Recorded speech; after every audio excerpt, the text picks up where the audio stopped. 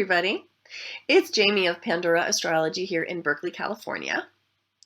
And I'm Julia Mijas, joining in from San Francisco. And today we want to talk with you about the new moon in Aquarius happening in January 2020. This moon features sun and moon together at 4 degrees of Aquarius, which is probably going to be a pretty different feel from the early part of the month, a really different feel from the early part of the month. Such a heavy pile of things in Capricorn going on this January. So a new mood here, a lot of freshness. There is a lovely sextile to Chiron right here in Aries, and then there is a stressful square to Uranus in Taurus, which should be quite interesting. And it's a new moon, which also has its own particular feel to do with planting seeds, new beginnings, fresh emotions. Julia, what are your thoughts about this new moon? Well, the theme of Aquarius is strong, obviously. And Aquarius is the sign, being an air sign, being a social sign that has to deal with your groups in life, you know? So if you are somebody who's part of groups online, maybe you play video games and have a whole constellation of gamers that you're a part of, or maybe you are part of recovery groups, or maybe professional associations or friendship circles, you do girls' nights, whatever groups are in your life. I think that this is going to be shining a spotlight on them. And, you know, that sextile from Chiron means that a lot of your personal healing around this time will be from the support of your groups. You know, or maybe that in some of your groups there are some wounded team members there that you guys can kind of get together and sort of help support each other in that way.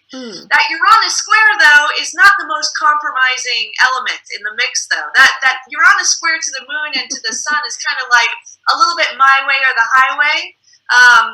So that's also kind of that's a running theme amidst all of this. I like that. I think that's good enough to be the title. I think that's a great sort of unifying concept. My way or the highway. Which, you know, sort of is like, it's a very sort of a reactive feel. But Uranus, remember, is about tribe, is about community, is about people of like mind, and is really about that sense of belonging. I like to think of Uranus as having to do with both in-group but also out-group experiences, and how strongly we're affected by peer pressure. All of us, it's not just teenagers and, you know, people in their 20s that feel that. We go on feeling it for the rest of our lives. And so I think that this moon could have something to do with asking oneself a crucial question. To what extent do I define myself by the people that I spend most of my time with? And how can I derive healthy identity from the groups that I belong to and the demographics that I fit into?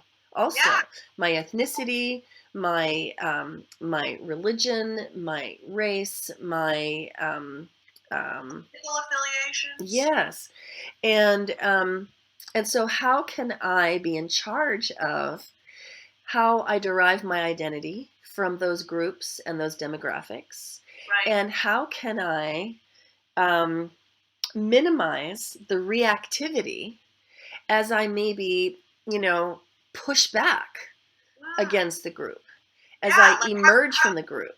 How do I make sure that my own individualism is honored and not just totally sucked into the group identity? How do I keep myself a little bit separate but still connected at the same time? Oh, that's so good. Yeah, because that's I might not be like every other Democrat or every other whatever race you're a part of, but you know, you can feel your own individualism within that, yet still feel connected to the group at large. I think that's where the tension may be. Yeah, and that's really what it's about, because society is meant to be a safety net. And nets and networking are a very Uranus, a very Aquarian concept. Like a web, you know, with all of these little intersections and all of these lines of connection between individual people. But those people are individuals. They're individuals who connect. They're not subsumed into some whole. And so I think there's a lot of dynamic tension around this concept. And I liked the idea of my way or the highway, but I think that there's more to it here. It is discovering. But we're all sharing the same road. Yeah. Discovering individuality in group context. Yeah. Who am I? Who are we? So, people who are going to feel this moon the most strongly are folks who have something in their chart in the early part of fixed signs, which are Aquarius, Leo, Scorpio, and Taurus, or in the very last bit of cardinal signs, Capricorn, Aries, Cancer, and Libra. So if you have something in 0 to 4 degrees of a fixed sign, and it can be anything at all in your chart, if it's your sun, then most likely you were born in a fixed sign between about the 21st and the 25th of the month. Also, if you have something between 26 and 29 degrees of a cardinal sign, you'll feel this strongly. And if that's to be your sun, then your birthday would be in one of these cardinal signs. And from about the 16th to the 20th or so of the month. And yeah, that's what we have for you today. I hope you enjoyed it. Got some good stuff out of it. We love throwing out good stuff to you.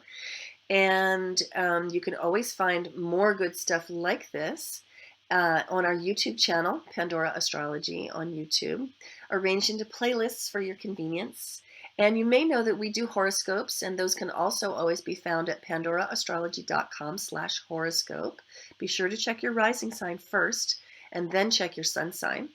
And you may not know this, but Julia and I are actually available for readings, which you can have via Zoom online meetings in a video chat context from your comfortable home anywhere in the world.